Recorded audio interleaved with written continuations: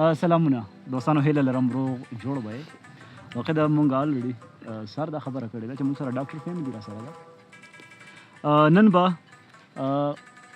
یوازې دا نه چې دا به په معاشره کې خامخا په طور د یو ډاکټر دا به خپل کردار ادا کوي، بلکې د انټرټینمنټ دپاره واقع ده چې کله ته محنت وکړې، ته یو منزل ته ځان ورسې، ته پروفیشنل فیلډ ته ان شي، نو د داسې خلکو سره ناست ډېر جدا خوند کوي. ما سره خوا کې ناست ریحان دی، او ریحان بیګا مې ورسره په بیټک کې ګپ شپ لګاو، نو د غني خان بابا چې کومه شاعري ده د هغې واقع ډېر غټ فین دی د هغه، او هغه ډېر فالو کوي.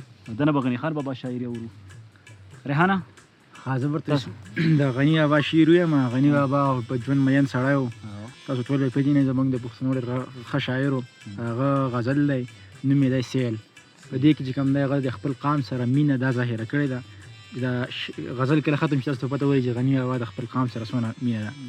غني بابا وایي ما لیدلي د پیرنګ ښکلي جازونه چې لاندې ترې غورځنګ وهي سیندونه، ما لیدلي محلونه د لندن جنکۍ مستې آزادې ګل بدن، ما لیدلي د ایټلي ښایسته ښارونه سرې انګور سرې شراب او سرې ګلونه، ما لیدلي د پیرس ښاپېرۍ ښکلې په کردار گفتار خوږې لکه بلبلې، ما لیدلي امریکا کې د ښارونه چې وریځو ته یې رسي مکانونه، ما لیدلي تاج محل غوټۍ د ګلو د دهلي ښکلي ښارونه د مغلو، خو چې ووینم زه خپل د خټو کور، زه خپل د خټو کور، دا ټول هر څه ویل، خو چې ووینم زه خپل د خټو کور، رانه هیر شي محلونه ښایسته نور، او وای دا نرۍ تنګې کوڅې زما د کلي، دا نرۍ تنګې کوڅې زما د کلي، ورته څه دي د دنیا ښارونه ښکلي،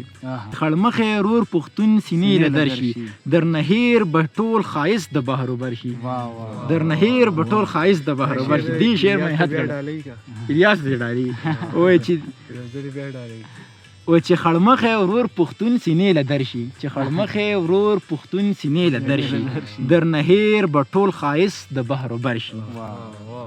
خدای شکر دی چې پیدا د له دې قام کړم، خدای شکر دی چې پیدا د له دې قام کړم، د پښتون د نر وجود د یو اندام کړم، څه به کړم د لندن لوی محلونه د پیرس جونۍ ښایسته رومي ګلونه، په والله چې له جنته به شم ستون، په والله چې له جنته به شم ستون.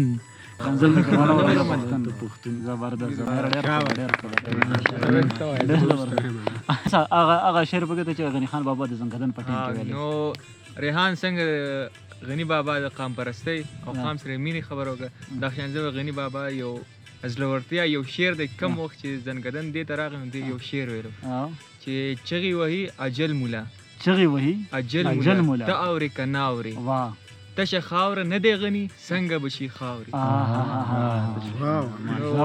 دې دغه شعر چې څنګه ووایي کلمې وویل غني خان الله دې دا په ترنم کې راته اوسې ساده شعر ویم نه دغه په باره کې د اظهار رای د ازادۍ په باره کې صحیح دا پته هم چې چا دی اقبال لیکا د چا دی وہی جہاں آزاد کر سکتے نہ ہو تقریر آزادی، جہاں آزاد کر سکتے نہ ہو تقریر آزادی، وہ آزادی میری نظروں میں ہے تحقیر آزادی. آزادی میری نظروں میں ہے دې حالات سره دا ټل شي. بالکل بالکل نن چې کومه ده ستا په رای باندې پابندي ده.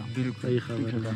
او بل یو د اقبال مکتبه ته وایم کوم چې خپل تخلص استعمال وہی برا سمجھو انہیں مجھ سے تو ایسا ہو نہیں سکتا، برا سمجھو انہیں مجھ سے تو ایسا ہو نہیں سکتا کہ میں تو خود بھی ہوں اقبال اپنے نقطہ چینوں میں. ډېر ښه ډېر زبردست سیلف امپروومنټ لپاره ډېر مزیدار ټیک خبره، بالکل صحیح خبره.